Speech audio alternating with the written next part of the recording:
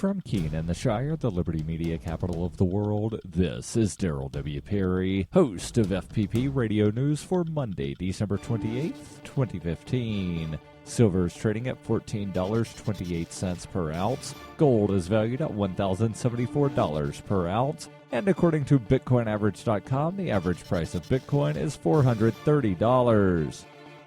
Antiwar.com reports Syrian Army forces carried out a booby-trap attack against the southern rebels over the weekend, killing at least 17, including some top figures in the Daraa province-based Islamic Muthanna movement. The Syrian Observatory for Human Rights reported the attack was carried out in the Kfar Shams village, where troops planted a series of explosives in a cluster of farm buildings where the rebels were known to regularly gather, detonating them when the rebels arrived. Syrian state media reported the killings without the detail of a booby trap, but claimed to have demolished two different rebel dens in the town. Other opposition figures confirmed the incident as described by the observatory. The Islamic Muthanna movement has sought to establish a significant territory in Daraa province, working with Al-Qaeda's Nusra Front and Arar al-Sham in fights along the Syrian-Jordan border, and later also allying with the Free Syrian Army.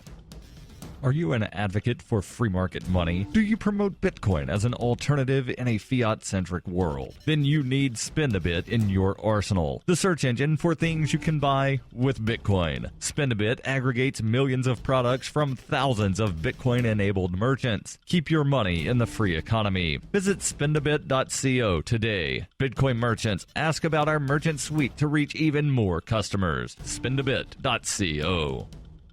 Reuters reports storms hit the U.S. South, Southwest, and Midwest over the Christmas holiday weekend, unleashing floods and tornadoes that killed at least 43 people, flattened buildings, and snarled transportation for millions during a busy time of travel. The bad weather, or threats of it, prompted the governors of Missouri and New Mexico to declare states of emergency for their states. Flash floods killed at least 13 people in Missouri and Illinois. In Missouri, emergency workers have evacuated residents from their homes and conducted dozens of water rescues. Governor Jay Nixon said on Sunday that at least 8 people had been killed and numerous roadways had been closed. 3 adults and 2 children were in a car near the village of Patoka, Illinois, 85 miles east of St. Louis, Missouri, when their vehicle was washed away by floodwaters on Saturday night, according to Marion County Coroner Troy Cannon. In Texas, at least 11 people were killed in the Dallas area over the weekend by tornadoes, including one packing winds of up to 200 miles per hour. The twister hit the city of Garland, killing 8 people and blowing vehicles off the highway. 3 other deaths were reported in the Dallas metropolitan area, the 4th most populous metropolitan area in the United States, with about 7 million residents. Scores of people were injured in the region and more than 100 homes were damaged or destroyed. 3 tornadoes were reported in Arkansas on Sunday, according to the National Weather Service, but there were no initial reports of significant injuries or damage. The service had issued tornado watches and warnings for areas in that state, as well as in parts of Texas, Louisiana, Oklahoma, and Mississippi.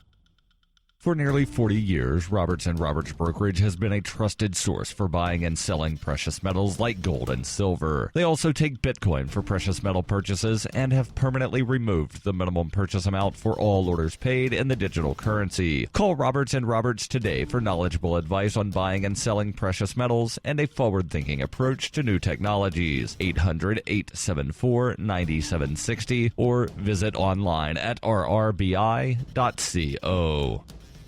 Antiwar.com reports, with the Turkish military continuing to escalate its violent crackdown on the ethnic Kurdish southeast, a Kurdish coalition called the Democratic People's Congress, DTK, has ended an emergency meeting calling for local self-governance and local democracy in the southeast. The call is not sitting well with the Erdogan government, which has vowed to cleanse the region of the secessionist PKK fighters, and President Erdogan reiterated this weekend that Turkey will never allow an independent state to form out of its territory. And while the opposition People's Democratic Party, HDP, had nothing to do with the DTK, its political base is overwhelmingly in the southeast, and that was enough for Prime Minister Ahmet Davutoglu to cancel planned talks with them, saying the opposition was rooted in violence.